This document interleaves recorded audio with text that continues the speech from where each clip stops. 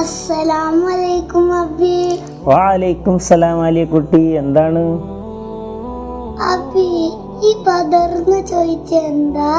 ബദർ യുദ്ധം എന്ന് പറഞ്ഞാൽ അള്ളാഹുവിൻ്റെ റസൂലിൻ്റെ അനുയായികളും ഇസ്ലാമിന് വേണ്ടി ചെയ്ത വലിയൊരു യുദ്ധമാണ് ബദർ യുദ്ധം. അത് ഈ റമളാൻ മാസത്തിലാണ് അവർ ചെയ്തത്. കുട്ടികൾ പങ്കെടുത്തതാണോ? കുട്ടികളെന്ന് പറയാൻ കഴിയില്ല, ചെറിയ പ്രായമുള്ള ഒരാൾ പങ്കെടുത്തിരുന്നു. ആ സഹാബിയുടെ പേരാണ് ഉമൈർ ഇബ്നു അബി വഖാസ്. അദ്ദേഹത്തിന് യുദ്ധത്തിൽ പങ്കെടുക്കാൻ ഭയങ്കര താല്പര്യമായിരുന്നു. പക്ഷേ ചെറുതായതുകൊണ്ട് അദ്ദേഹത്തിനെ പങ്കെടുപ്പിക്കില്ല എന്ന് പേടിയുണ്ടായിരുന്നു.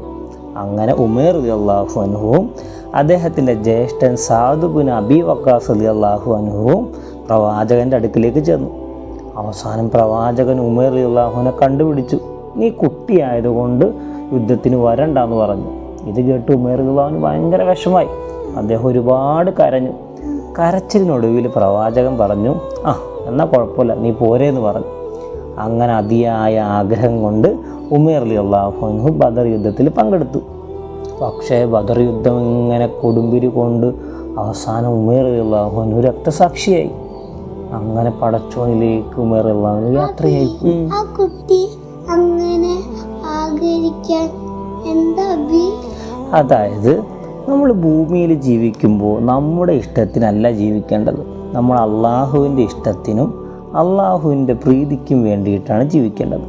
അപ്പോൾ അള്ളാഹുവിൻ്റെ മാർഗത്തിൽ നമ്മൾ പണിയെടുക്കുമ്പോൾ അള്ളാഹുവിൻ്റെ തൃപ്തി നമുക്ക് കിട്ടും. അതുവഴി നമുക്ക് സ്വർഗത്തിൽ പോകാനും പറ്റും. അപ്പോൾ സ്വർഗത്തിൽ പോകണമെങ്കിൽ നമ്മൾ അള്ളാഹുവിന് വേണ്ടി ജീവിക്കണം. ആ കുട്ടി അള്ളാഹുവിന് വേണ്ടി ജീവിക്കുന്നത് കൊണ്ടാണ് ആ കുട്ടിക്ക് അതിയായ ആഗ്രഹം ഉണ്ടായത്. അതുകൊണ്ട് തന്നെ ആ കുട്ടിക്ക് സ്വർഗത്തിൽ പോകാനും പറ്റി.